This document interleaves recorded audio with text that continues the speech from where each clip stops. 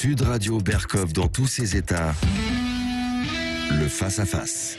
Et André Berkov est en face-à-face avec deux invités aujourd'hui. Xavier Laurent Salvador, qui est linguiste médiéviste, maître de conférence à l'Université Paris 13 et membre fondateur de cet observatoire, l'Observatoire du décolonialisme. Et Jean Slamovic, linguiste traducteur, professeur à l'Université de Bourgogne et membre lui aussi fondateur de cet Observatoire du décolonialisme.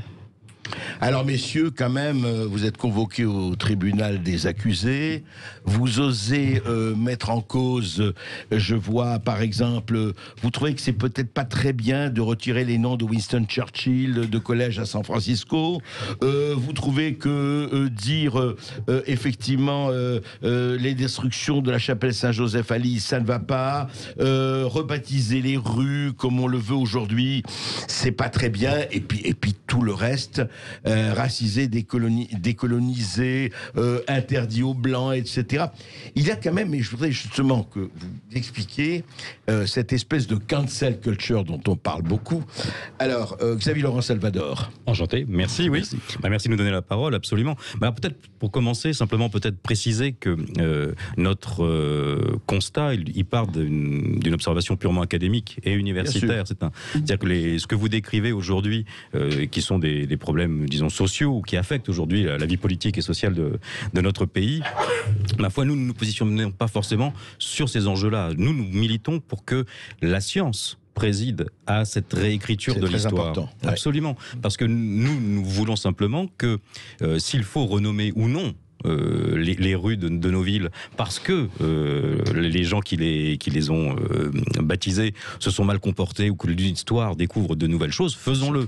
Mais qu'on le fasse en fonction de critères qui ne soient pas un révisionnisme historique, mais qui soient absolument fondés sur une parole fondée. Contextualisant aussi. En contextualisant avec des méthodes que nous connaissons, qui sont les méthodes de l'enquête historique, avec un prisme qui est celui de l'université, et pas un prisme politique qui obéirait à une injonction politique, par exemple. Et c'est là où le problème se pose pour nous. C'est le jour où l'université devient le bras armé d'une volonté politique. Oui, mais alors justement, concrètement, vous le savez très bien, ça a commencé il y a presque 30-40 ans aux États-Unis, avec l'idéologie de la construction. Et malheureusement, je comprends votre problème. Vous êtes ici en universitaire, mais difficile de séparer les préoccupations politiques de ceux qui ont orchestré ceci.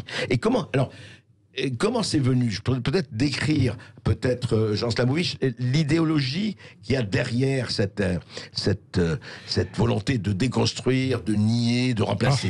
Si on devait faire vraiment l'archéologie de la chose, ça serait un petit peu compliqué et ça deviendrait un cours peut-être un peu barbant. Mais il y a dans l'idée on peut trouver quand même dans les années 70 chez Barthes et dans cette idée de retrouver des structures de la société, mais c'était une façon de comprendre, pas de détruire. Il n'y avait absolument pas chez Foucault ou Barthes la volonté de pratiquer ce qui aujourd'hui s'apparente à un révisionnisme culturel.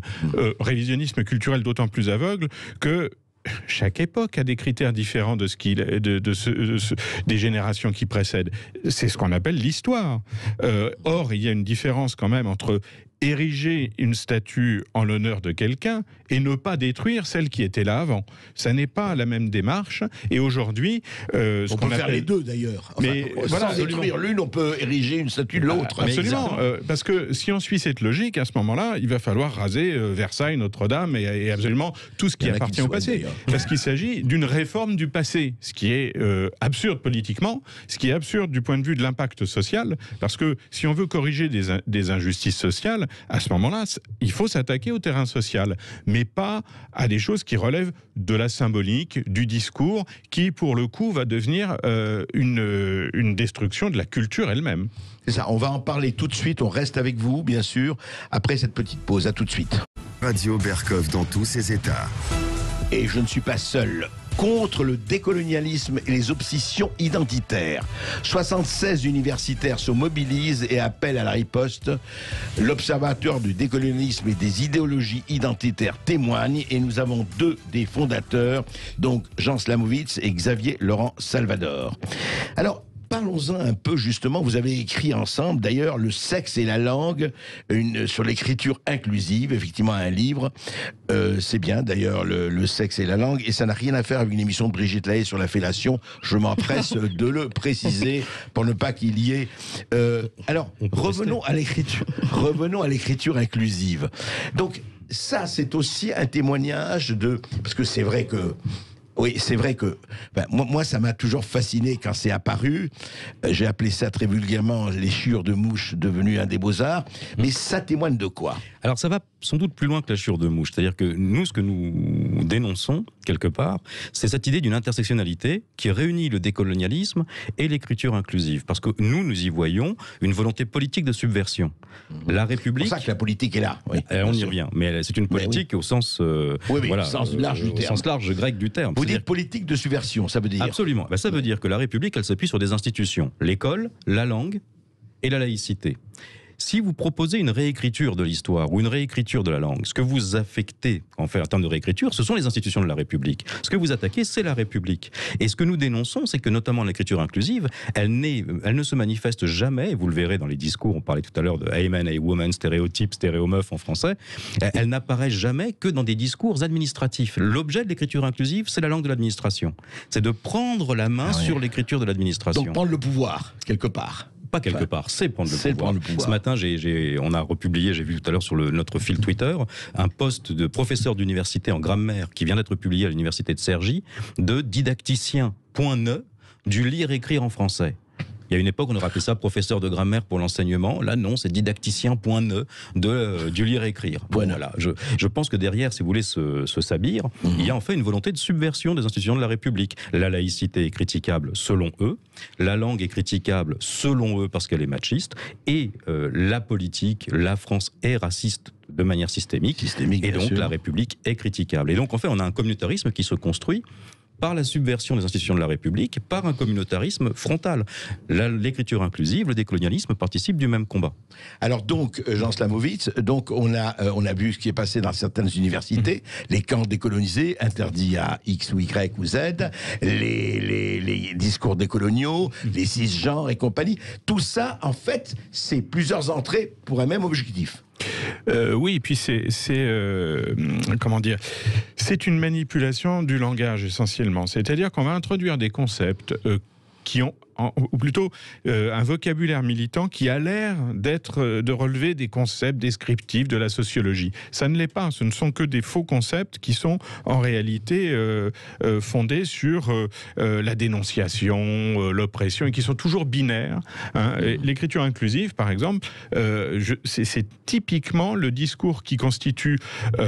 d'abord un mensonge factuel qui veut véhiculer l'idée que la langue est sexiste, que ça s'enseigne maintenant dans les universités. On dit l'imaginaire n'est plus neutre, le masculin n'est plus neutre, il est sexiste. Et l'imaginaire du français est sexiste. On trouve ça dans les brochures aujourd'hui, c'est ça qu'on enseigne. Dans les universités, dans des universités. Absolument, oui. Et c'est donc déjà c'est une lecture qui au mieux ne peut être que très très symbolique et surtout qui ne correspond pas à la réalité des locuteurs, mais derrière cette manipulation, derrière ce mensonge-là, et c'est fondamentalement dire que la langue est sexiste.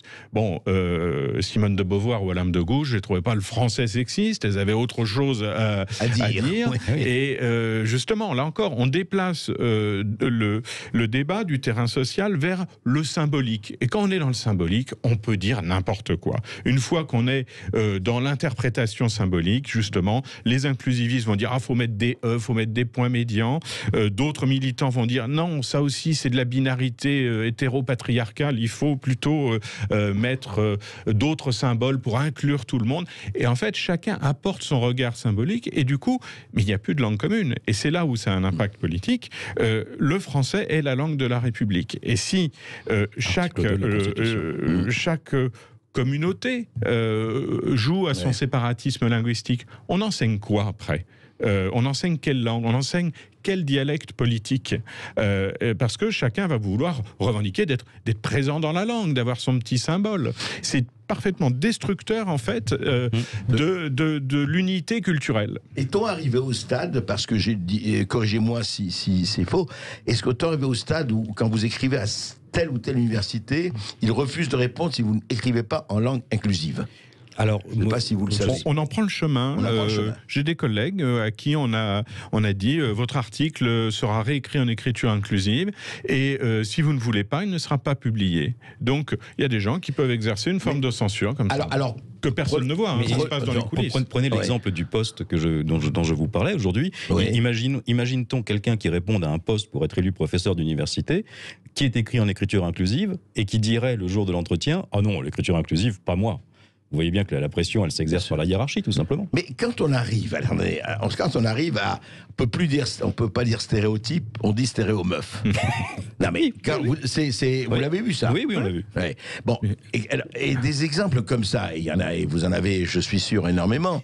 Mais alors, si vous disiez, par exemple, est-ce qu'on peut sans du tout rentrer évidemment l'absurdité de ça. Mais alors, si moi, pour m'opposer à ça, je dis, mais écoutez, vous parlez d'école maternelle, non, il faut parler d'école paternelle. Non, je veux dire, est-ce qu'on peut arriver à ce stade-là? Oui, il y en a qui voulaient, au lieu de rendre hommage, rendre famage, qui parlent de matrimoine au lieu de patrimoine, etc. On peut, aux États-Unis, il y a des protections hygiéniques, donc il y a marqué menstrual. Eh ben, ils ont enlevé le E, ils ont mis un X à la place pour pas que men apparaisse dans le mot. Voilà. Donc on a ce genre de phénomènes qui sont complètement délirants, mais c'est du marketing politique. Oui. Mais comme le disait Xavier Laurent, le problème pour nous, c'est que ça introduit une division politique entre les gens qui pratiquent cette écriture et ceux qui ne la pratiquent pas. Comme c'est un dialecte politique, eh bien ça contrevient, pour moi, complètement à l'égalitarisme, et ça veut dire qu'on juge les gens en fonction de leur pratique. C'est un jugement moral, c'est un jugement politique, et ça pose de vrais problèmes. Dans une copie de concours, l'écriture inclusive serait un signe de reconnaissance.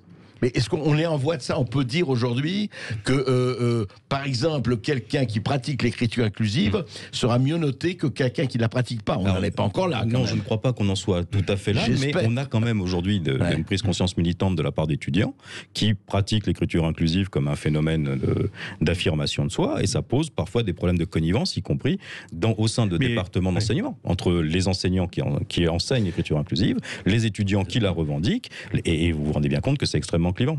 Et dans les deux sens, parce que ça veut dire qu'on peut sanctionner quelqu'un parce qu'il a utilisé l'écriture inclusive, ou au contraire quelqu'un parce qu'il ne l'a pas utilisé. L'intérêt des règles existantes, c'est qu'elles sont arbitraires, neutres et pareilles pour tout le monde. Donc si chacun veut inscrire son identité dans la langue, eh bien on va vers une fragmentation du social qui est mortifère. Création d'une élite quelque part, enfin, entre guillemets, qui se reconnaît par son dialecte. Voilà. Absolument, on en est là. Mais après, sans doute, il y a des problèmes sociaux qu'il faut traiter. Le racisme est à combattre, la misogynie est à combattre, évidemment. Les moyens de le faire, c'est évidemment par le discours, pas par les apparences du discours. Enfin, on reprend cet ancien exemple, mais enfin, il y a plus de militantisme féministe dans une phrase comme il faut libérer les femmes là où elles sont emprisonnées, que dans une phrase écrite en écriture inclusive qui leur dirait d'aller à la cuisine. Donc la question ne se pose même plus. On va se retrouver tout de suite après les informations, toujours avec vous, et c'est passionnant. Et voilà, et vous pouvez aussi réagir à partir de 13h15 justement avec nos deux membres fondateurs de l'Observatoire du décolonialisme qui nous rappellent quand même qu'aujourd'hui, selon certains, on n'a plus le droit de dire amen mais a woman, un stéréotype mais stéréo meuf, ou hommage mais famage. Donc voilà, vous pouvez réagir, on vous attend 0826 300 300. Sud Radio Berkov dans tous ses états.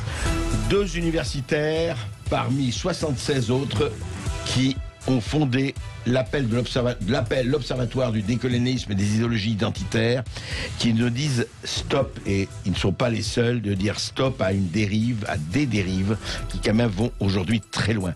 Et vous parlez justement de l'université comme, hélas, comme structure d'accueil quelque part, mais vous parlez aussi surtout, et je voudrais qu'on parle de ça, c'est que derrière cela, il y a un certain fanatisme et une assignation à résidence.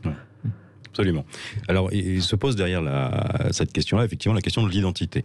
Alors, pardon, je vais être un peu embêtant pendant 5 minutes, mais je voudrais simplement dire qu'il y a 2 façons d'envisager l'identité. Et là, pour le coup, c'est le médiéviste qui parle. Moi, mon corps de métier, c'est de travailler sur l'ancien français, les manuscrits, les traductions médiévales. Bon. Et une question qu'on peut se poser, si vous voulez, c'est qu'est-ce qu'on cherche à travers l'identité ? La plupart des gens pensent que l'identité, c'est remonter le plus loin dans le temps. C'est une archéologie. Enarché, en grec, ça veut dire le commencement. La science du commencement, ça serait la science de l'identité. Une réponse occidentale et moderne, c'est de dire que la vérité, elle n'est pas dans le temps, elle n'est pas dans le commencement. Vous n'êtes pas assigné à résidence parce que vous connaissez votre première pierre ou votre première souche.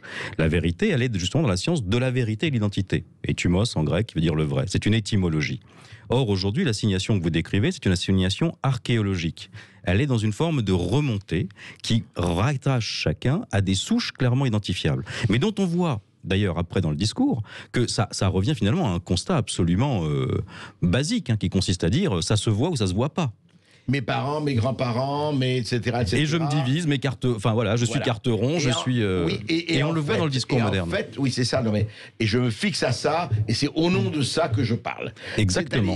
Ce qui est extraordinaire, c'est qu'il a disparu. Je ne suis pas que ça. Je peux être noir, juif, chrétien, bouddhiste, etc. Mais l'être humain, c'est un diamant à 1000 facettes. Je peux être fils de que ça. Je peux être fils de con et pas con moi-même. Exactement. Je veux dire, le procès qui a été fait à Françoise Vergès, par ailleurs, sur le fait qu'elle était ou pas descendante d'une famille de marchands d'esclaves. Enfin, je veux dire, c'est hallucinant. On peut être fils de con et se libérer de ça. Exactement. On y a droit. On a le droit. Parce que ses grands-parents étaient marchands d'esclaves qu'elle l'est. Évidemment. L'étymologie, ça consiste à... Ce n'est pas parce qu'un blanc est blanc qu'il doit porter tout le fardeau, effectivement, de... On va s'arrêter 30 secondes. On a commenté le rapport de Pap Ndiaye sur la notion de blanc. On nous dit à longueur de temps que blanc, aujourd'hui, c'est une question sociologique. Et qu'on n'a rien compris si on n'a pas compris que blanc, en fait, c'est sociologique et que noir, ça signifie minoritaire. Quand vous lisez, par exemple, le rapport qui a été remis sur la diversité à l'Opéra Garnier par Pap Ndiaye, vous voyez que sur 81 occurrences du mot blanc et 66 du mot noir, le sens du mot ne prête jamais à confusion. Il s'agit d'un constat de visibilité. Tu es blanc parce que tu as l'air blanc et tu es noir parce que tu as l'air noir. Moi, je m'appelle Salvador, dans l'université, j'aimerais qu'on s'arrête 30 secondes pour savoir où commence ma blanchité et où se termine ma négritude. Vous voyez, j'aimerais qu'on en parle un peu. Et que le constat de visibilité, en fait, aujourd'hui, cette fausse parole sociologique sur la couleur de peau, elle est en train de... Enfin, de la couleur sociologique et couleur de peau, elle est en train de libérer une parole profondément raciste. On ne lutte pas contre le racisme avec des discours racistes. Jean Slamovitch. Oui, en fait, c'est un identitarisme, là encore, qui repose sur une rhétorique complètement frauduleuse, où justement l'identité se réduit à une appartenance de groupe totalement simpliste. Le mot identité renvoie à ce que vous avez décrit, c'est-à-dire à la fois un héritage et une construction personnelle. C'est ça, l'identité, c'est ce qu'on a reçu et ce qu'on en fait. Aujourd'hui, on a une assignation à une origine et surtout, les identités sont construites dans l'antagonisme. Une sociologie un peu simpliste veut qu'il y ait des dominants, des dominés. On est vraiment dans du noir et blanc, c'est-à-dire qu'il n'y a pas d'alternative. Et toute la complexité de la sociologie, vous êtes opprimé. Voilà. C'est une négation de toute la méthode historique, de toute la méthode sociologique, de tout ce qu'on savait, qui est remplacé aujourd'hui par un pur antagonisme sur le mode de ce qu'on a pu entendre, effectivement, un mode victimaire, qui devient une revendication et en plus héritée. Parce que, voilà, l'histoire donnerait des droits comme ça à des individus qui n'ont pas souffert de etc. On est dans une espèce de régression binaire. On a un droit à l'indifférence. Et une indifférence des gens, c'est-à-dire qu'on peut s'intéresser à eux non pas pour ce qu'ils nous montrent de leurs différences, mais pour ce qu'ils sont, enfin pour ce qu'ils sont vraiment, c'est-à-dire non pas ce qu'ils prétendent être, mais ce qu'ils savent. Voilà. Et l'indifférence, mais aussi l'indifférence à tout ça. Moi, je vous aime parce que vous êtes ce que vous êtes, pas parce que vous avez l'air de me ressembler. Et vous savez, il y a quelqu'un qui a dit ça un jour, on demandait à Sartre, vous avez écrit 40 bouquins sur la liberté, mais si vous aviez à dire ce que c'est que la liberté en une phrase, et il a dit cette chose, ça corrobore, il a dit la liberté, c'est ce que vous faites de ce qu'on a fait de vous. Exactement. Vous n'avez pas choisi vos parents, votre naissance, etc., etc. Mais à un moment donné, vous vous construisez. Et cette notion de construction paraît absolument absente. Et alors, justement, pourquoi on le comprend, mais que ça atteint l'histoire, le passé, les statuts, je parle des statuts équestres, les statuts de tel ou tel personnage de l'histoire. C'est quoi? C'est une espèce de volonté du passé, faisons table rase. Est-ce qu'il y a aussi ça là-dedans? Alors, je pense qu'il y a une attaque contre la culture en général. On sait que le mot culture a des sens très très différents, mais tout ce qui est hérité doit être encore une fois dans ce binarisme, tout ce qui est hérité doit être supprimé. Rendez-vous compte, j'ai vu ce matin un document américain sur les mathématiques. Il faut décoloniser les mathématiques. Alors, et quand on lit ça, on dit tiens, il y a du racisme dans les mathématiques. Et en fait, c'est purement ces faux concepts de blanchité, etc., qui sont alignés. Les mathématiques. Mais on ne voit même pas la lumière. On ne voit même pas, d'ailleurs. Alors, quel est le racisme? Eh bien, c'est que les profs donnent des notes, que on enseigne de telle manière, que c'est inégalitaire, etc. Bon, et en fait, on occupe le terrain en utilisant ces concepts qui ne décrivent rien en réalité. Mais alors, c'est vrai, on est en train de réinventer les principes d'une drôle d'aristocratie. C'est-à-dire que on rappelait hier quand même que, et si vous voulez, il n'existe pas un racisme négatif et un racisme positif. Le racisme, c'est mal, point barre. Et il n'y a pas un racisme plein de bonnes intentions. Mais ce qu'on voit revenir, alors la question de l'héritage est intéressante, on voit en fait s'opposer, il y a un antagonisme qui se construit entre l'héritage d'une culture communautaire, qui se revendique et se construit par les choix de construction. Et là, on va nous dire, mais oui, vous voyez que la sociologie fonctionne à plein régime, en fait, il n'y a qu'à s'associer. Non, en fait, non, puisqu'en fait, il y a un héritage par derrière qui impose cette communauté collective et qui se construit contre l'héritage national, si vous voulez, contre l'héritage collectif, celui de la République. Et la France aujourd'hui incarne ça, en fait. C'est malheureusement l'héritage révolutionnaire, celui de 1789, celui qui a engendré les révolutions de 17, celui qui a fait l'histoire de la République, fait que justement, là, ça coince. Ça peut marcher dans des pays qui sont de culture protestante, qui ont eu peut-être plus de facilité à se couler dans ce moule. Nous, ça colle pas. Les Lumières, c'est par essence l'universalisme, et on ne se débarrasse pas, effectivement, on se débarrasse de ces... Pas comme ça, voilà. Le problème, c'est que le décolonialisme s'attaque maintenant au savoir eux-mêmes. Encore une fois, quand on en est à dire qu'il y a du racisme dans les mathématiques, ça veut dire qu'on va aussi priver toute une population de l'accès à l'instruction, puisque l'instruction c'est blanc, donc c'est mal, que c'est colonial, que c'est patriarcal. Nous, dans notre culture, l'instruction, c'est ce qui permet l'émancipation sociale. C'est un outil d'intégration sociale indépendamment de ses origines. C'est l'horizon commun qu'on doit partager. Et aujourd'hui, on en est à une destruction des savoirs pour propager à la place des discours. Et ça, c'est ce qui menace l'université. C'est que là où on avait des savoirs, des connaissances, maintenant, on a des discours qui prétendent déconstruire. On ne sait pas ce que ça veut dire déconstruire. Et on a ces métaphores comme ça qui se répandent. On invisibilise, on déconstruit, etc. Ça ne veut plus rien dire et on ne transmet plus rien. Là encore, l'école, la recherche, l'unité culturelle est menacée par ce discours qui paraît intelligent, qui paraît issu des sciences humaines et qui n'est qu'une destruction militante. Alors, les universitaires que vous êtes, je pose une question, parce que vous devez le savoir. L'éducation nationale, et je ne parle pas seulement maintenant, a laissé faire, c'est pas préoccupé de ça, ou au contraire a dit, ah oui, c'est bien, c'est correct, c'est politiquement correct, non, à votre avis? L'éducation nationale fait le travail, fait le job. De manière générale, l'éducation nationale fait le travail pour que justement, dans un gigantesque... Enfin, pardon, pour avoir raison gardée, quoi. Je pense qu'effectivement, l'éducation nationale fait le travail pour qu'aujourd'hui, justement, on puisse tirer des signaux d'alarme de manière un peu efficace. Mais si vous voulez, le danger, et c'est le constat que nous, on a tous fait au départ de cet observatoire, c'est que, si vous voulez, ce qui construit, justement parce que l'éducation nationale est un lieu de résistance, par définition, sinon ça s'écroule, c'est que qui fait les programmes des concours de recrutement des enseignants? Qui fait les programmes de l'école? Qui nourrit la recherche qui va alimenter les livres de nos enfants dans les écoles? C'est l'université. Et donc, si vous voulez, ce qui ne passe pas par un côté est en train de se passer par l'autre côté, c'est-à-dire par une subversion des disciplines et de l'académisme qui est en train progressivement de muer en espèce de communauté de studies auto-prédictive. Je suis les studies en machin. Et donc, progressivement, on voit les contenus des cours se modifier, on voit le contenu des programmes devenir un peu flou, et donc à court terme ça fait peser une menace extrêmement lourde sur une institution, l'éducation nationale, qui résistait. Et les profs font le job. Je veux dire, aujourd'hui, on a tous des exemples en tête de collègues qui disent j'enseigne l'écriture inclusive, mais dans les faits, c'est pas vrai. Ils enseignent qu'il faut visibiliser ou accorder une place pour lutter contre la misogynie en disant cher monsieur et chère madame, ça c'est très bien et c'est ce qu'il faut faire, ils ont raison.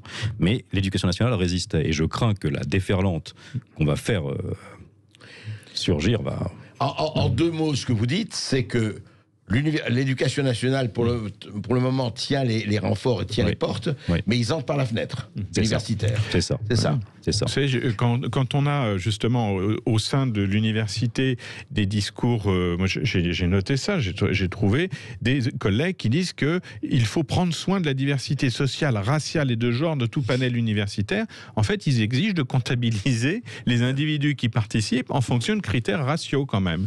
Alors, ils sont pleins de bonnes intentions, c'est ce que Xavier Laurent décrivait, mais ils proposent quand même une comptabilité raciale. Donc, et chacun sait que l'enfer est pavé de bonnes intentions. C'est ça. Allez, c'est à vous de réagir, chers amis. Vous nous écoutez justement sur cette culture ou cette déconstruction de la culture. On a notamment parlé d'écriture inclusive et de tous ces autres programmes décolonialistes. C'est à vous de réagir au 0826 300 300. Et vous pouvez évidemment revenir sur les autres sujets, notamment ces zones sans contrôle d'identité proposées par la défenseuse des droits, ou encore ce témoignage d'un maraîcher, justement, enfin d'un proche d'un maraîcher qui vient d'être enterré, qui n'a pas pu, ils n'ont pas pu tous se retrouver après l'enterrement. Voilà des témoignages très poignants avec des inversions de valeurs et de repères. Justement, on vous attend sur tous ces sujets. 0826 300 300. Sud Radio Berkov dans tous ses états.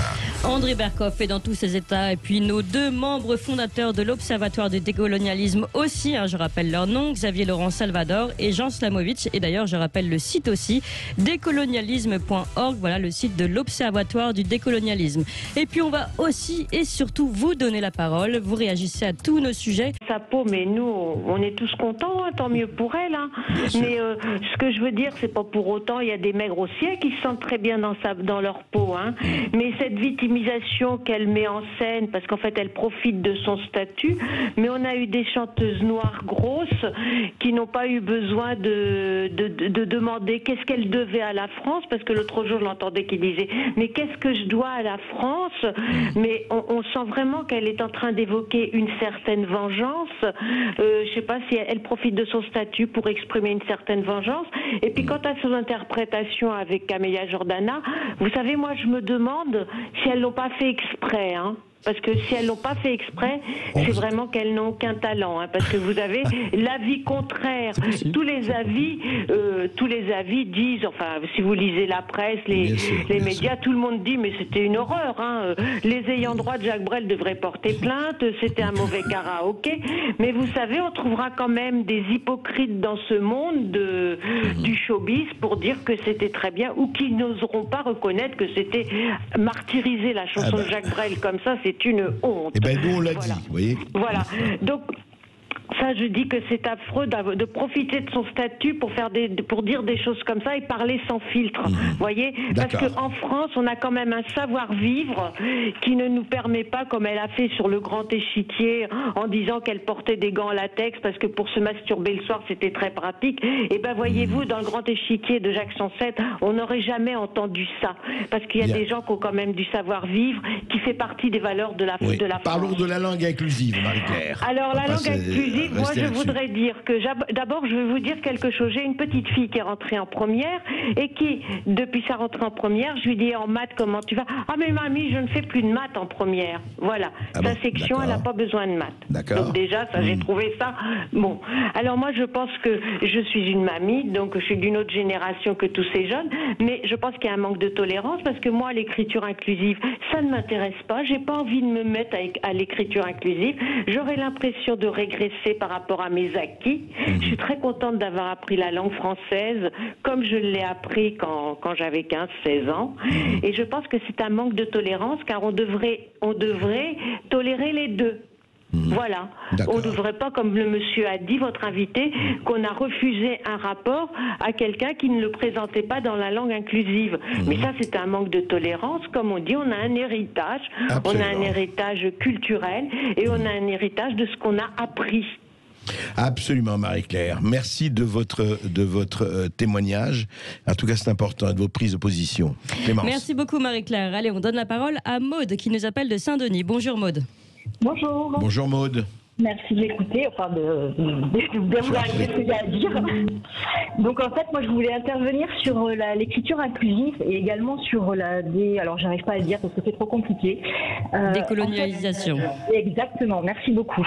Là je suis un peu stressée, donc du coup je perds mes moyens. Allez-y, ça va, alors, tout ira bien. L'écriture inclusive, alors moi je vous avoue, en tant que femme, je suis absolument contre. Je trouve que ça dénature complètement la langue française et je trouve qu'on a une langue qui est absolument superbe. Et que cette langue, c'est aussi notre histoire. Donc, je vois pas du tout l'intérêt. Enfin, je trouve même pas que ça rende. Enfin, pour les féministes, a priori, je vois pas l'avantage. Pour moi, c'est plus une discrimination complémentaire ou supplémentaire, peu importe. Oui. Allez-y, Maud. Et concernant la décolonialisation, ça me choque beaucoup parce que quelque part, c'est aussi refuser une partie de l'histoire. Et je veux dire, il y a plein de nations qui se seraient peut-être pas construites telles qu'elles se sont construites aujourd'hui si cette histoire n'avait pas été écrite comme ça, si elle n'avait pas été faite comme ça. Donc, pour moi, je trouve que tout est lié aujourd'hui. On essaie de changer des fondamentaux et qu'on en perd en fait l'essence de notre civilisation. Enfin, je ne parle pas de la mienne particulièrement, mais je parle de la civilisation du monde. On veut faire des modifications de choses qui existent. C'est bien d'évoluer, mais essayons d'évoluer intelligemment avec l'existant, sans remettre en cause ce qui s'est passé. C'est l'histoire, elle est comme ça. Et on ne pourra pas la changer. Donc apprenons plutôt à vivre avec, à grandir avec. Tout à fait, Maud. Évoluer, oui. Détruire, non. C'est ça, tout le problème est là. Xavier Laurent ou Salvador ou Jean Slamovitz, qu'est-ce que vous... je pense que vos auditeurs raisonnent et ont raison. Ils ont raison de le prendre de manière un peu personnelle, parce que ce que nous décrivons, c'est une baffe qui nous est un peu à tous infligée. Et donc, en fait, si vous voulez, la posture victimaire que vous décriviez tout à l'heure, c'est une construction politique, c'est un discours qui s'assume et qui est récompensé. Je repense à la chanson de Jacques Brel. Effectivement, derrière cette idée-là, il y a l'idée d'une déconstruction de totems nationaux, de baffes qu'on flanque comme ça, qui sont autant de victoires. Et donc ça mérite quand même d'être souligné. Après, derrière ça, je pense que, si vous voulez, la question de la diversité, elle doit être repensée. Le décolonialisme, c'est un problème social. On a un problème de société. On va vous dire, l'école produit de la différence, bah oui. On doit pouvoir améliorer ça. C'est un problème de brassage social. Mais peut-être que la méritocratie n'est pas spécialement une obscénité. Certainement pas, non. Nous, on y croit. Jean Slamovitz. Oui, c'est question d'identité, etc. On voit quand même, il y a un point qui est remarquable dans le cadre de la musique, c'est que on a une importation de ces concepts qui sont à peine traduits. Quand on vous parle de blanchité, de choses comme ça, ce sont des anglicismes. Le problème, c'est pas que ce soit des anglicismes, c'est qu'ils proviennent de la société américaine. Or, justement, toutes les sociétés ne sont pas les mêmes, et la question de l'identité n'est pas la même. Et pour parler de la musique, moi je suis spécialiste de jazz. Justement, dans le jazz, on voit une histoire qui est bien spécifique, qui est effectivement fondée sur la ségrégation et l'émancipation. On oublie toujours qu'il y a l'émancipation derrière, que le jazz a été le vecteur justement d'une intégration sociale, et aussi que le jazz s'est internationalisé, que le jazz c'est devenu une musique qui a été partagée. C'est-à-dire que, en fait, le jazz c'est un excellent exemple justement d'une identité qui n'est pas une identité malade comme celle du décolonialisme, mais d'une identité ouverte, généreuse, fondée sur le partage, fondée sur le dépassement des conditions sociales pour justement partager quelque chose de plus profond. C'est le saxophoniste Johnny Griffin qui disait ça. Le jazz, c'est the music of people who have chosen to feel good in spite of the conditions. Et ça, ce dépassement des conditions sociales par l'art, normalement, tout le monde devrait vouloir aller dans cette direction plutôt que d'être dans l'acrimonie. Le jazz, c'est pas fait pour que les gens se sentent bien en dépit de leurs conditions et donc ils viennent. Allez, vous continuez de nous appeler 0826 300 300. On parle de déconstruction culturelle, de perte de valeur, de la fin des contrôles d'identité dans certaines zones. Et vous réagissez à tout ça. À tout de suite. Sud Radio. Sud Radio. Parlons vrai. Parlons vrai. Parlons. Sud Radio Berkov dans tous ses états. Et oui, les Français parlent au français. C'est à vous, Français de Sud Radio, de s'adresser à nous, Sud Radio. Et on donne tout de suite la parole à Étienne. Étienne qui est policier, qui vient de Toulouse. Bonjour Étienne. Bonjour Étienne. Oui, bonjour Monsieur Berkov, bonjour à vos invités. Bonjour. Et merci de me donner la parole. Alors écoutez, moi je vais intervenir, mais en fait vos deux sujets se rejoignent sur la déconstruction de la France. Oui. Le décolonialisme l'indigénisme, et puis les propos de la défenseuse des Trois, mais aussi de LFI, de LV, Mélenchon et tout. Et en fait, c'est une attaque en règle de la France. Et vous avez fait une émission il n'y a pas longtemps sur Orwell, mais en fait, on y est, quoi. Ouais. Parce que, si vous voyez, on est dans la novlangue, c'est-à-dire que tous ces mouvements qui traversent les universités françaises, mais aussi les écoles et tout ça, et bien en fait c'est pour enlever les nuances, pour enlever des mots, et pour nous forcer à parler d'une autre manière qui n'a plus rien à voir avec le réel. Vous voyez, il y a un terme par exemple qui me revient tout de suite, c'est les violences policières. Alors que tous les jours, on a des exemples que la violence, c'est pas la police, c'est la police plutôt qui l'a subie. Et je me suis permis de mettre sur le tweet que vous avez fait sur Radio, en dessous de l'intervention du commissaire Le Bars, il y a quelques minutes, j'ai mis une citation d'Alexandre Solzhenitsyn. Bon, elle est en anglais, mais ça veut dire qu'en fait, il expliquait que attaquer la police, c'est une vieille tactique communiste pour éliminer l'application de la loi. C'est-à-dire les bolcheviks, en 1917, ils ont déclenché des attaques massives contre la police dans l'élan de la révolution d'octobre 1917. Et en fait, c'est exactement les mêmes méthodes. Je veux dire, il faut empêcher la police d'agir. Mais Étienne, et je suis très heureux de vous avoir, mais vous-même, vous avez reconnu, parce que vous avez eu déjà, et à chaque fois vos interventions sont très intéressantes et de bon sens, mais vous avez reconnu vous aussi que, par exemple, avec les Gilets jaunes, on ne peut pas dire que certains éléments de la police n'ont pas été violents. Alors, je vais vous dire une chose, je vous l'ai dit pour les Gilets jaunes, mais j'ai aussi écouté votre exemple sur la gendarmerie. Qui est intervenu dans un petit village. Mais moi, ces gendarmes-là, j'aimerais bien les amener avec moi à Sevran, par exemple, ou à Trappes, qui viennent un peu voir ce que c'est un peu faire de la police plutôt dangereuse. Vous voyez, j'ai été blessé il n'y a pas longtemps, et on va me décerner la médaille du courage et dévouement. Mais des gendarmes comme ça me font honte. Ce qui s'est passé avec les gilets jaunes, ça me fait honte. Mais le problème, c'est que quand on vous donne des ordres et qu'on vous met dans des situations difficiles, c'est donneur d'ordre. Vous vous défendez. Moi, j'aime bien les gilets jaunes, mais je veux dire, il y a un moment, quand vous recevez des cocktails Molotov sur la tronche et des pavés, il y a un moment, c'est plus mes copains, quoi. Bien sûr. Parce que là, vous défendez votre peau. Mais moi, ce que je voulais revenir, c'était vraiment là-dessus. C'est-à-dire qu'en ce moment, on est en train de détruire la nation. Je veux dire, la nation pour laquelle moi et mon grand-père, mon père, mon oncle, qui étaient en la Légion étrangère, les parachutistes, mais aussi tous mes collègues de n'importe quelle religion, n'importe quelle origine, se battent. Moi, j'ai des collègues qui ont fui le Liban, enfin, leurs parents ont fui le Liban, ont fui l'Algérie pendant les années de plomb. Mais aujourd'hui, ils se disent, mais qu'est-ce qui se passe en France? Nos parents ont fui des situations comme ça, et ça revient. Je vais revenir sur juste l'exemple de Trappes. Il y a Synergie Officier qui a mis un tweet, là, il n'y a pas longtemps, parce que, bien sûr, LFI disait que c'était une exploitation lamentable et tout. Faut savoir qu'en 2013, le commissariat de Trappes s'est fait attaquer. Et au cri de Allahu Akbar. Je veux dire, vous pouvez vérifier le tweet, c'est Synergie Officier, c'est pas n'importe quel syndicat. Il faudrait quand même revenir sur Terre où on est là. Là, on est dans une situation de séparatisme. Je vous l'ai expliqué plein de fois. Des trappes, il y en a partout. Je rappelle quand même que Michel Blanquer et que M. Collomb sont allés au quartier de la Rainerie à Toulouse parce que dans le collège de la Rainerie, il y avait des faits d'islamisme, de violence et de drogue. Et que quelques temps après, M. Collomb a démissionné en disant on est au bord de la guerre civile. Oui, il a dit on ne sera plus côte à côte, on sera face à face. Voilà. Et il a dit qu'on en était à 5 ans de la guerre civile dans ses déclarations écrites. Parce qu'il ne faut pas oublier que Place Beauvau, le ministre de l'Intérieur, je le sais, j'ai des collègues qui sont là-bas, le ministre de l'Intérieur, il reçoit les rapports de tout ce qui se passe toutes les 24 heures. Et je peux vous dire que pour lui, il a l'impression qu'on est en guerre civile, quoi. Si M. Collomb, qui est quand même socialiste en plus, l'a dit, c'est que vraiment, on est vraiment mal, quoi. Alors, vous dites que c'est lié, Étienne. En fait, l'attaque sur la langue, l'attaque sur le décolonialisme, l'assignation à résidence, et ce qui se passe effectivement dans les quartiers, dans la violence, quoi, quotidienne. Mais M. Bercoff, vous me posez la question, mais vous connaissez déjà la réponse. Vous avez reçu M. Charles Gave, oui, qui vous a parlé des États-Unis. Les médias français nous ont soigneusement caché ce qui s'est passé cet été dans les villes je sais plus. Avec Black Lives Matter. Oui. Voilà, mais il n'y a pas que ça, il y a que les Antifa aussi. Qu'on mis, c'est le quartier de Détroit, je crois, tout le centre-ville.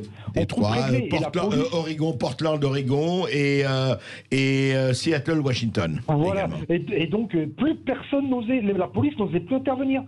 Puisque quand vous dites George Floyd, les policiers laissent faire. Sauf que les gens qui étaient dans ces zones donc comme Madame la défenseuse de droit veut là, des zones sans contrôle. Ça s'est fait à Portland, le centre-ville. Ça a été une abomination, viol, coup de feu, drogue. Enfin, ça a été affreux. Donc tout ça, vous le savez déjà, de toute façon. Je sais que vous êtes au courant de tout. Moi, j'ai des copains policiers, vous savez, il y a une organisation internationale de la police.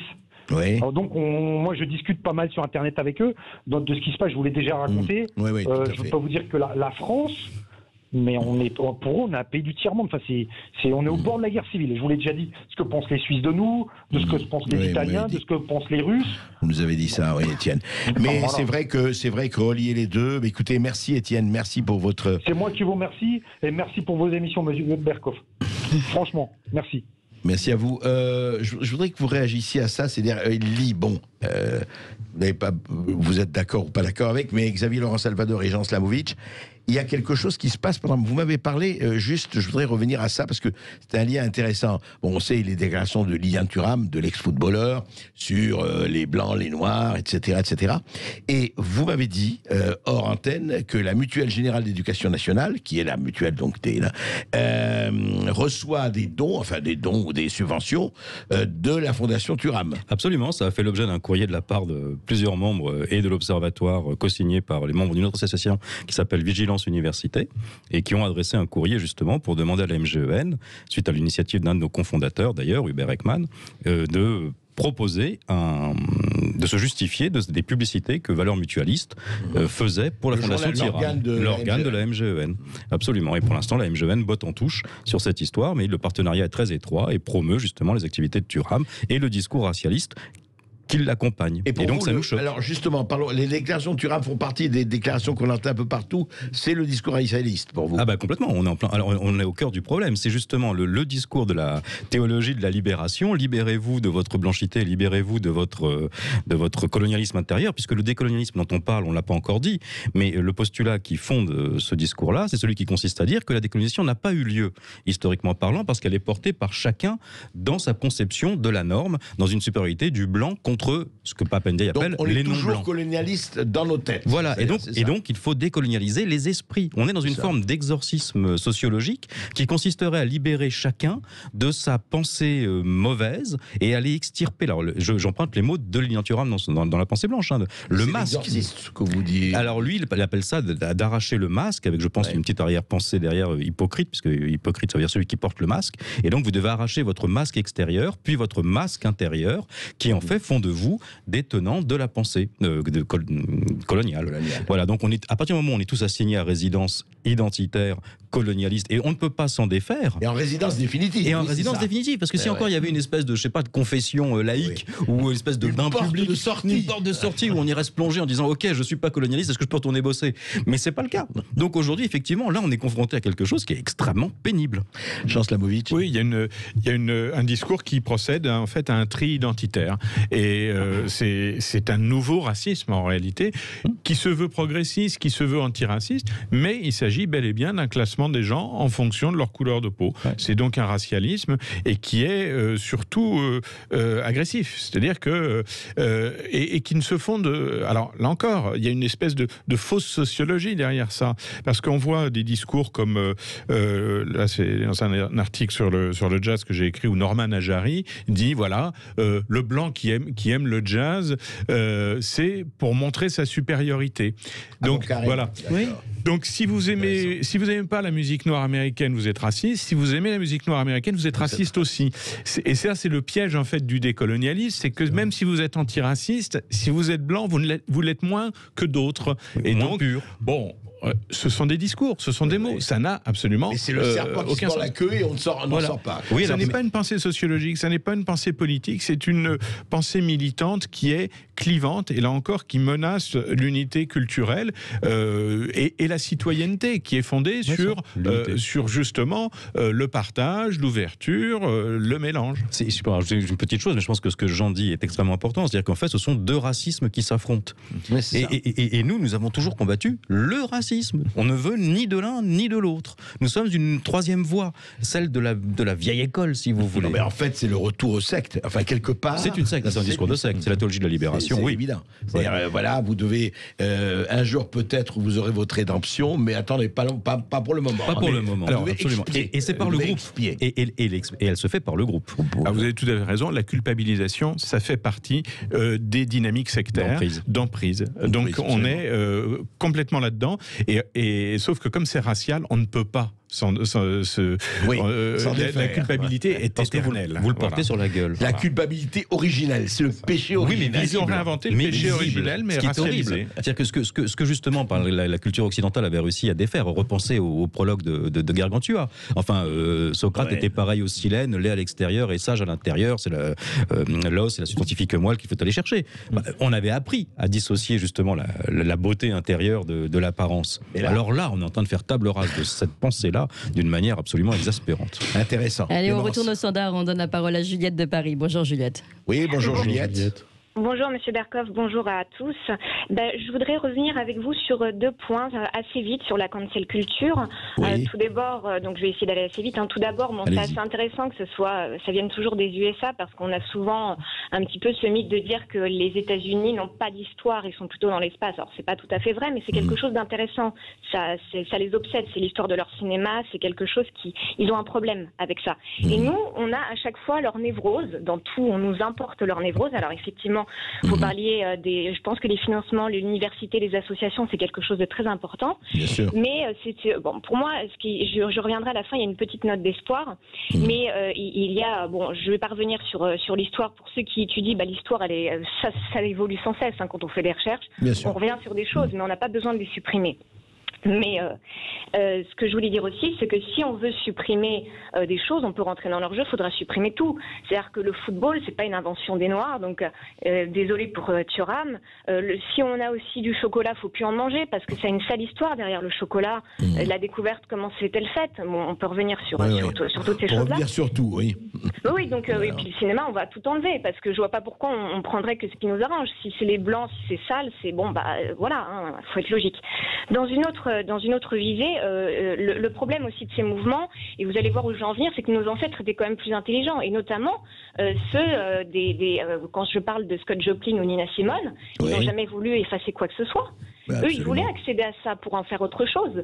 Et donc là, il y a quelque chose d'assez intéressant, c'est qu'en fait, ces gens sont du pain béni pour une certaine bourgeoisie qui voudrait empêcher à certaines personnes d'avoir un savoir. Mais c'est très bien qu'ils continuent. Ils se font du mal à eux-mêmes. C'est très très bien. Le jazz, c'est l'histoire de quoi? Le jazz n'existe pas sans une certaine histoire qui n'est pas très belle non plus. Bien sûr, mais elle est là. Bien sûr. C'est donc il faut aussi savoir l'accepter. Donc ça rend service à certains, donc qu'ils continuent comme ça. Et moi, on parlait tout à l'heure de la musique classique, donc ils veulent mettre des quotas, c'est très bien. Mais est-ce qu'ils font accéder à la musique à certaines personnes? Moi, ce que je vois, c'est que Chavez, qu'on critique ou pas, faisait apprendre la musique classique à tous les pauvres. Il les a pas mis à faire que du sport ou etc. Non, il leur donnait un savoir. Moi, je vois pas Monsieur Mélenchon dire est-ce qu'on va essayer parce que le Parti communiste quand même avant avait cette noblesse entre guillemets de faire de l'éducation populaire. Donc tout absolument. Exactement, c'est du gadget. Nos ancêtres étaient plus intelligents. Toussaint Louverture, qui a eu aussi des esclaves, faudrait le déboulonner, mais a appris à lire le français, à écrire le français. Je veux dire toutes ces choses-là. Donc très bien qu'ils continuent comme ça. Nos adversaires seront faibles, il n'y a pas de souci. La dernière chose sur laquelle je voudrais venir, c'est donc évidemment encore cette question-là, enlever des statuts. C'est un musée à ciel ouvert, c'est gratuit. Continuons, c'est très très bien. C'est toujours dans cette volonté d'égalité, on voit où ça va. Et la note d'espoir, c'est que nos adversaires sont assez faibles parce que finalement, on est face à des adolescents qui suppriment Peter Pan parce qu'ils n'ont pas les moyens de répondre. Tout ce qu'ils veulent faire, c'est supprimer. Et je voulais dire, c'est que beaucoup de vos intervenants qui sont aussi qui appellent, qui sont très bons, je pense se placent sur une mauvaise argumentation parce que souvent ils disent on va pas toucher parce que c'était bien. Faut pas se placer sur une veine conservatrice. Il faut expliquer pourquoi on veut garder certaines choses. Je reprendrai la querelle des anciens et des modernes. Perrault n'a jamais voulu brûler les auteurs antiques ou même brûler Racine. Lui, il a dit je vais glorifier la langue française d'une autre façon. Il a jamais voulu. Chacun apportant sa pierre. Mais n'oubliez jamais, Juliette, il y a cause dans la tentation, je ne dis pas, et j'espère qu'on l'aura jamais, la tentation, vous savez, de la révolution culturelle en Chine, la tentation des Khmers rouges, la tentation Pol Pot. C'est pas parce que c'est un nazi que. Et puis la tentation, pardon, c'était en Europe, Hitler, Mussolini, et surtout Hitler. Hein. Je veux dire, ça existe, ça aussi. Hein. Mais si je peux rajouter une petite chose, mais c'est quand même la note d'espoir, c'est qu'on peut faire évoluer des choses sans vouloir en supprimer d'autres, mais encore faut-il avoir le niveau. Et ça, je pense qu'ils l'ont pas. Et sur l'écriture inclusive, et je finirai avec ça, je garde aussi une note d'espoir parce que là, vous avez des linguistes avec vous, ils savent que la langue, elle n'est pas imposée par en haut, mais par l'usage. Et ça, c'est quelque chose d'important. Il y a eu, à un moment donné, à la Renaissance, on voulait tellement montrer que la langue venait du latin qu'on voulait rajouter des lettres partout, ça n'a jamais fonctionné. Quand Voltaire ou Paul Valéry, tous ont voulu, à un moment donné, voir contre les dérives de la langue, je ne vais pas revenir dessus, mais la langue, c'est quelque chose d'utilitaire. L'espéranto est une langue utilitaire, ne s'est jamais appliquée. La langue, donc ne nous énervons pas, nos adversaires sont faibles. Là, pour le moment, ils ont l'argent derrière les réseaux, mais ce sont des faibles. C'est des gens qui n'ont pas les moyens d'apporter leurs idées. Du coup, ils suppriment. C'est peut-être la seule note d'espoir. Juliette, votre message d'optimisme est tout à fait le bienvenu. C'est très bien de le faire. Et on vous retrouve dans quelques instants au 0826 300 300. Vous pouvez toujours appeler.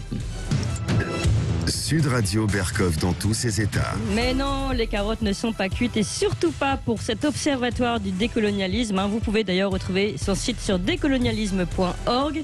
Et puis pas pour vous non plus, qui nous appelez au 0826 300 300. On donne la parole à Claude qui vient de Perpignan. Bonjour Claude. Oui, bonjour André, bonjour Claude. Je dois dire tout de suite que je ne connaissais pas l'observatoire du décolonialisme, mais ça y est, il est dans ma barre de favoris sur mes navigateurs. Ça sent très bien. Non, moi, franchement, je suis ravi d'entendre ce qu'ils ont dit et de ce que vient de dire, je crois que c'est Juliette, la dernière intervenante également, qui a donné beaucoup d'optimisme sur le fait que tous ces gens qui veulent déconstruire vont quand même, au bout du compte, j'espère, se casser les dents. Moi, je voudrais juste témoigner d'une émission que j'aime beaucoup, elle est récente, c'est La Belle Histoire de France sur CNews avec Franck Ferrand et Marc Menant.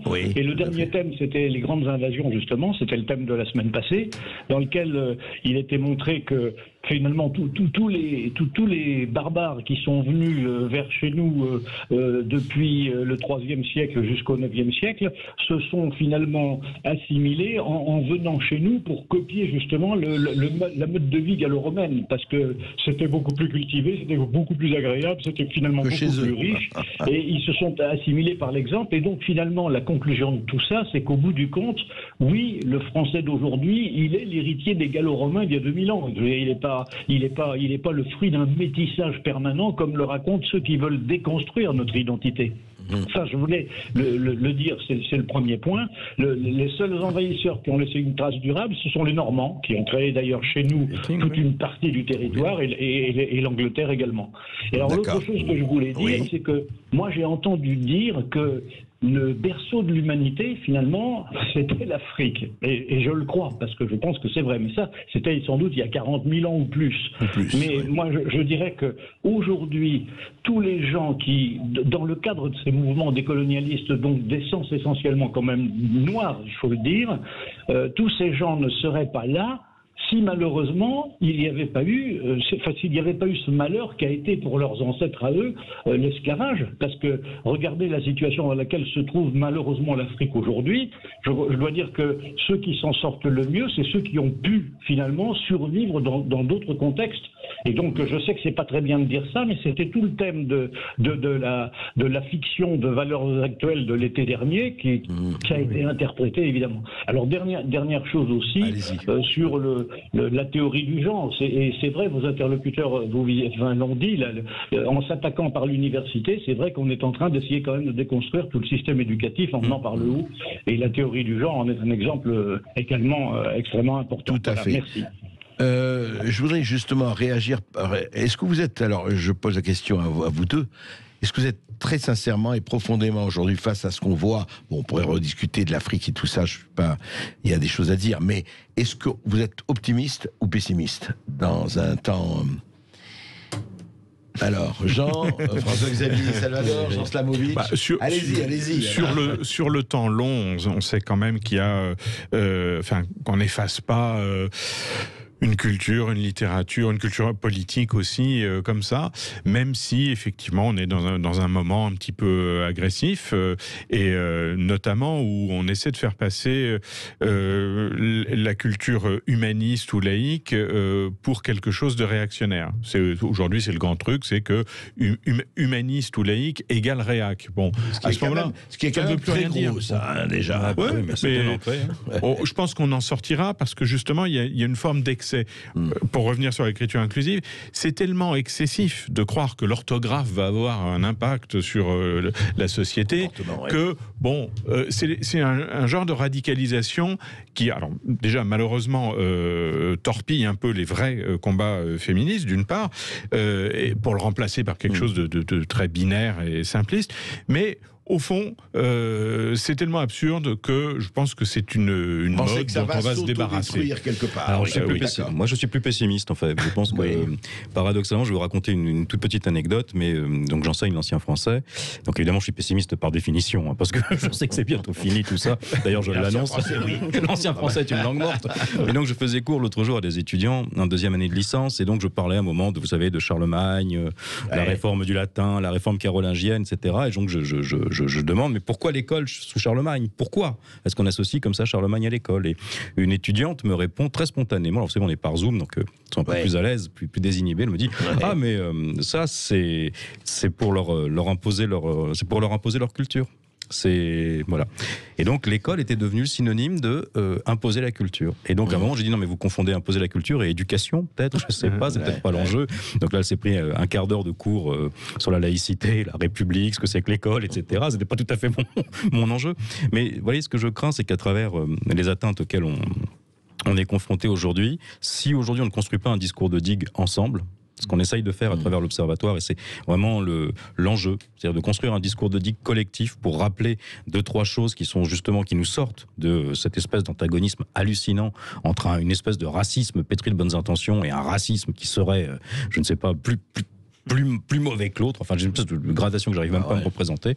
Eh ben j'ai bien peur que finalement on soit confronté à un gros problème. Par exemple, ce qui s'est passé, je vous donne un exemple, là, il y a 2 jours, à Ivry, il y a eu des marches de coloniales, entre guillemets, décoloniales, pour rebaptiser des rues, et le maire était OK, d'ailleurs, le maire était tout à fait, voilà, en suivant en direct les buts du conseil municipal, voilà, démocratie made in Ivry, voilà, où il faut débaptiser. Alors, en fait... les populismes sont des populismes. Hein. Qu'est-ce que vous voulez que je vous dise? On a affaire à des mouvements qui aujourd'hui... Mais ça, c'est même pas du populisme, ça. Attention, ou alors un populisme décolonial très précis, avec un enjeu très précis. Ça veut dire, encore une fois, on va pas... C'est pas parce que l'international, il y avait du passé faisant table rase, mais il y a ce côté tabula rasa qui est quand même très fort. Là. On y est. C'est ce que vous décrivez. Alors moi, je voudrais revenir sur une chose qui a été dite tout à l'heure par une de vos auditrices, je crois que c'était Juliette, mais effectivement, il y a un moment, les cercles de culture, enfin les cercles du Parti communiste incarnaient une forme de culture populaire. Les programmes, enfin, toute une génération, jusque dans les années 90, en fait, étaient héritiers des programmes tels qu'ils avaient été pensés par les inspecteurs généraux, qui eux-mêmes étaient héritiers de cette culture, vous savez, communiste, où on faisait lire Rousseau, on faisait lire Voltaire, et après, on pouvait commencer à causer.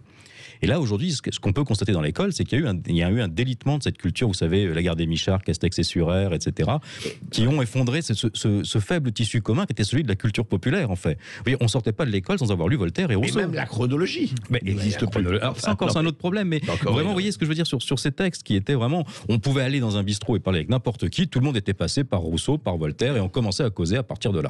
Victor Hugo, même. Victor Hugo, les grandes figures marquantes qu'on a tous en tête, parce qu'on a justement, on est le fruit de cette école-là. Et c'est vrai que ce tissu-là qui était voilà, du Parti communiste à l'inspection générale, la colonne fondatrice vraiment de l'école, aujourd'hui, malheureusement, elle est un peu laissée au libre cours et à l'inspiration de chacun. Donc là, ça crée un petit... Alors on peut sauver Jean Slamovic ou c'est... On peut le sauver, Jean, oui. Je suis sauveur. Non, mais il faut effectivement refuser, justement, dans le discours décolonial, ce qui représente un piège identitaire. Comme quoi il y aurait... parce que c'est une façon, finalement, de ce que vient de décrire Xavier Laurent, de faire passer la culture française et même occidentale dans son ensemble comme quelque chose d'oppressif. En Angleterre, là, c'est Chaucer, Donne, bientôt Shakespeare peut-être, qui vont être retirés des programmes puisqu'il faut décoloniser les programmes. Nous, c'est Molière. Nous, c'est Molière qu'il va falloir réécrire. Eh bien, à ce moment-là, quel socle culturel commun on pourra avoir si on a le développement clanique, en fait, d'identités qui sont comme ça, en fait, il y a une culture du ressentiment. Et ben, cette culture du ressentiment, elle empêche l'accès à la culture tout court. Eh bien, écoutez, et n'oubliez jamais que c'était Baldur von Schirach, le ministre de la jeunesse d'Hitler, qui disait « Quand j'entends le mot culture, je sors mon revolver ». Alors attention à ce dont on parle. Merci beaucoup en tout cas Xavier Laurent, Salvador, membre fondateur de l'Observatoire du décolonialisme, et Jean Slamovic, également membre fondateur. Merci à vous André Berkoff, on vous retrouve demain. Et le sexe et la langue et Just Talk. Le sexe et la langue, édition intervalle. Et puis tout de suite, Brigitte Lahaye justement.